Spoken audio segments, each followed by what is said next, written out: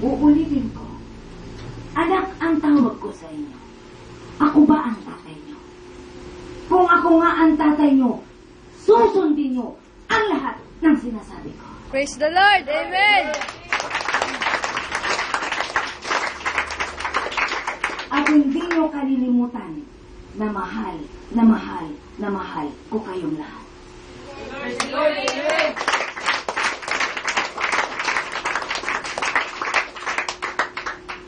At huwag niyo sayangin ang pagod ko. Pakiusap. Hindi ako nagbibiro.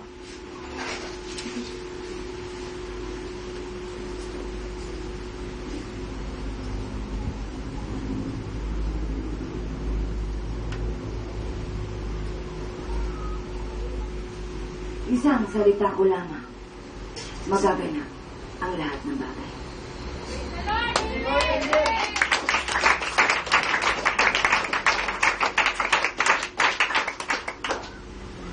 At uulitin kong muli, huwag niyong hintayin na hindi ko kayo iligtas sa pagdating ng salot sa Pilipinas. Kaya ngayon ay tinatawagan ko kayo. Lumapit kayo na sa akin. Di ako tao. Espiritu ang kausap niyo. Narito sa loob ng babaeng kaharap niyo. Praise the Lord! Amen!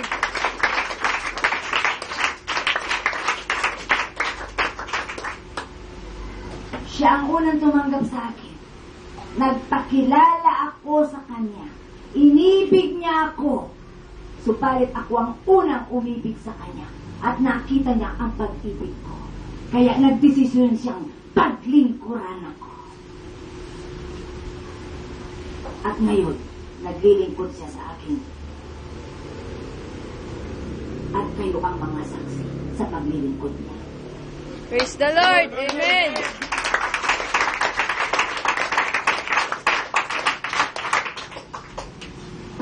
Di ko siya binigo at hindi ko siya bibiguin sapagkat nangako ako sa kanya, anak, sasamahan kita kahit saan ka pumunta.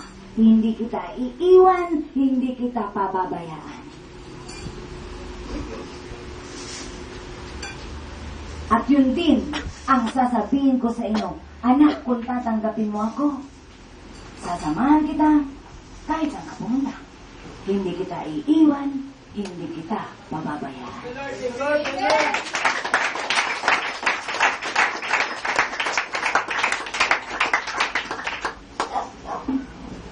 Ang lahat na sinabi ko, nandiyan na ang buhay nyo kung tatanggapin nyo ang mga narinig nyo.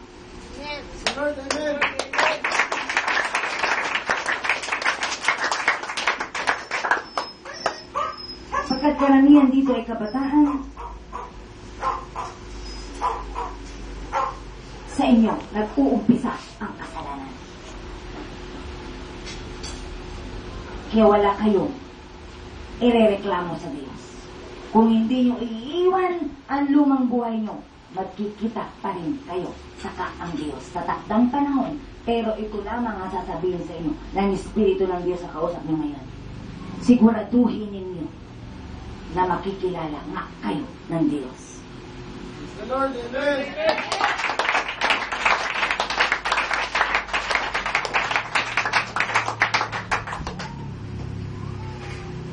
At para makilala kayo ng Diyos, bumilos na kayo ngayon. Submit yourself. Unang hakbang, bigay ang sarili sa Diyos. Di nyo kaya na wala ang Diyos. Di kayo magtatagumpay kay Satanas, kundi nyo kasama ang Diyos. The Lord, amen.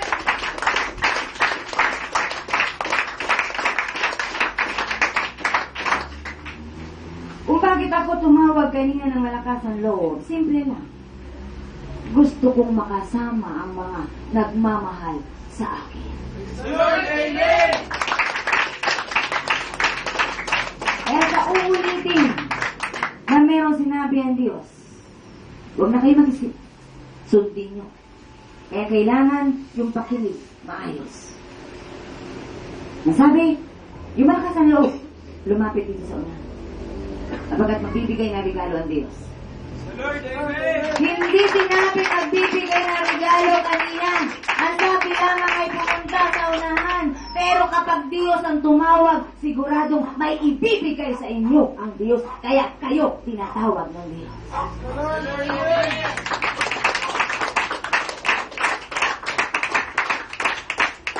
Sapagkat ang Diyos ang pinanggagalingan ng lahat ng bagay na kailangan ng tao sa ikabubuti ninyo.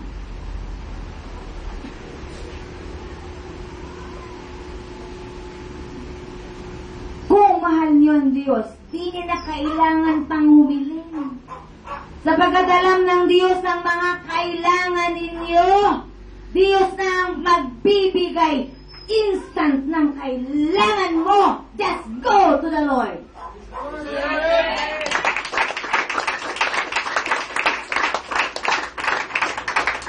Yan lamang ang tanging nais ng Diyos. Pumunta ka sa Diyos sapagkat may ibibigay sa iyo ang Diyos.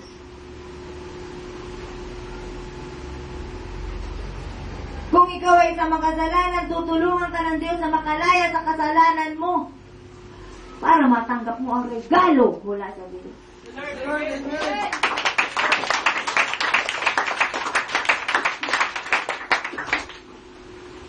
Kaya huwag kayong manatiling ganyan.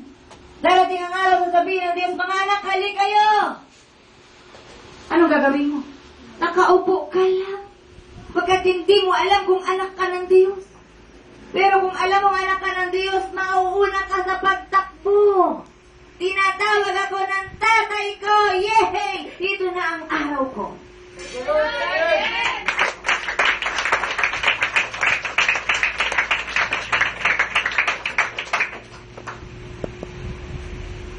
Kapag dala mo ang Diyos, buhay ka.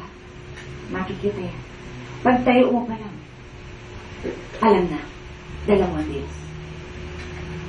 At kapag nakita ka ni Satanas, lalayo, aalis si Satanas sa dadaanan mo. Matatakot sa'yo. Lord, amen. Lord, amen.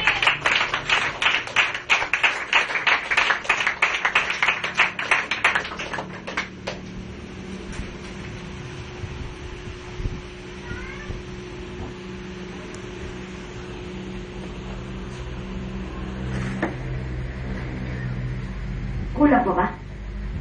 Kulang pa ba ang pagpapaliwanag sa inyo? Kung bakit kayo narito? O ano ang buong kadahilanan bakit kayo tinawag ng Diyos? Tinawag kayo ng Diyos para ibigay sa inyo ang Espiritu ng Diyos. Lord, amen.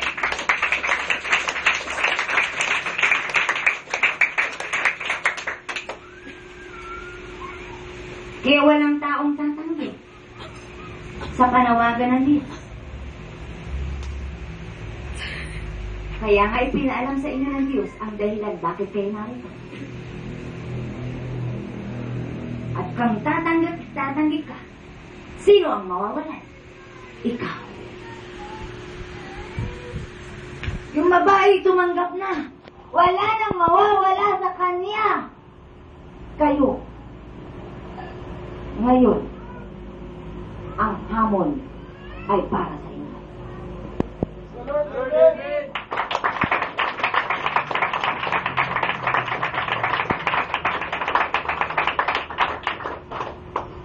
Take it or leave it.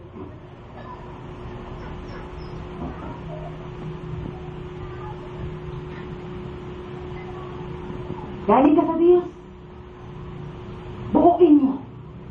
Yung regalo ng Diyos sa iyo ay buhay. Buuin mo, tanggapin mo ang buhay na walang hanggan. Lord, amen.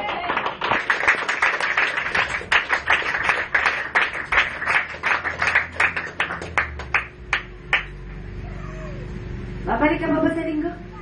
Pabubulot mo na yung ngipin mo?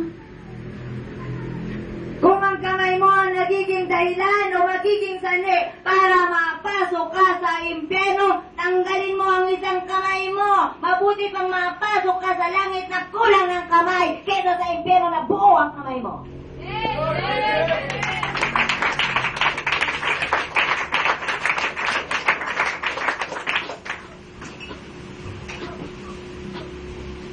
Sino ang kaya mawala ng trabaho pag linggo? Huwag lang mawala dito. Ang babae minsan ay nagkaroon din ng mga trabaho. At ang araw ng linggo ay yun ang pinakamagandang trabaho. Malakas ang bentahan. Sapagkat ang mga tao nandun sa mall. Ano ang panalangin ng babae, Panginoon? Bigyan mo ko ng trabaho na day off ng linggo para sa'yo. Nawalan siya ng trabaho. Hindi lang linggo, nawalan siya ng trabaho. The Lord, amen.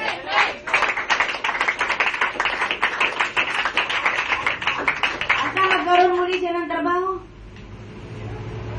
Panginoon, bigyan mo ako ng trabaho na ikaw na ang amo ko. Ayaw ko na ng tao. Gusto ko ikaw na lamang ang pinaglilingkuran ko. Nasa bahay lamang ako. Nasaan kayo ngayon? Bahay ba ito? May trabaho ba yung babae? Meron! Sino ang amo ng babae? Ang Diyos! Nangyari ba? Nangyari. Apagkat galing sa puso ng babae ang paghingi niya sa Diyos. Panginoon, gusto kong ikaw na lamang ang paglingkuran ko. Sawa na ako sa mga amo na wala naman sa kanilang Diyos. Isang araw ay nangyari.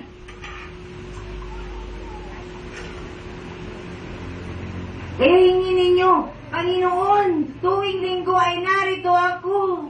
Sapagkat dito ako lumulusog, dito lumalago ang espiritu ko. Dito sapagkat narito ka, totoo.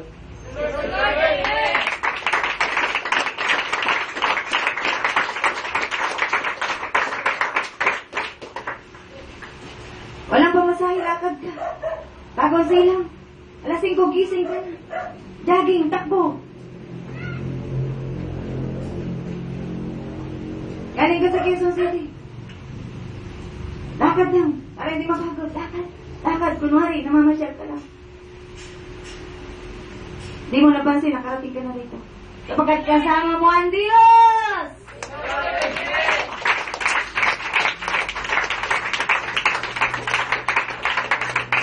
Panginoon, ikaw ang pupuntahan ko. Sunduin mo ako, ha? Gisingin mo ako maaga-maga. Walang gigising sa akin iba. Ginising ka ng Diyos, alas 6 pa na ng madaling araw. Tayo ka na. Sapagkat nagpagising ka sa Diyos.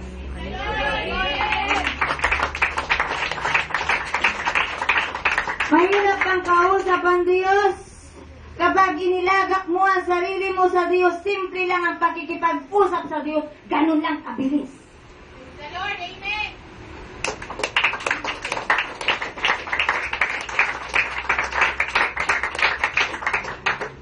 Panginoon, gusto kong malaman kung totoo talaga yung tinig, kung ikaw talaga.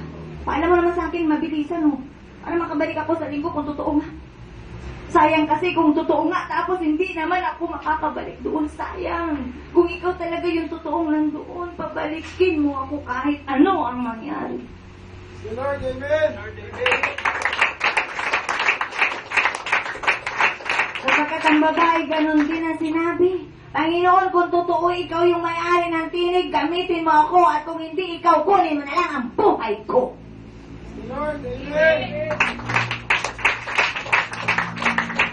Sapagkat kung hindi ikaw, Panginoon, ang may-ari ng tinig na nasa bibig ko, lumalabas. Mabuti pang mamatay na ako kaysa magamit ako ni Satanas.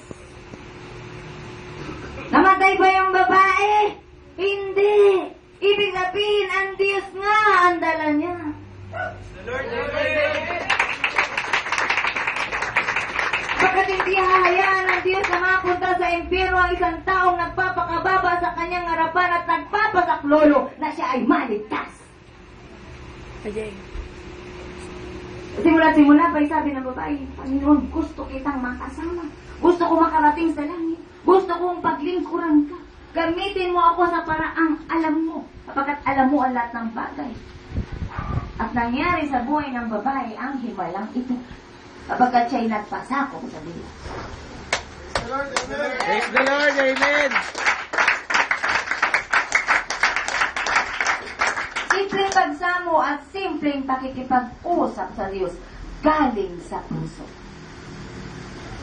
Kung nagmamahal ka, hindi mo na kailangang ipaliwanag sa iyong minamahal. Sapagkat mararamdaman ng taong kaharap mo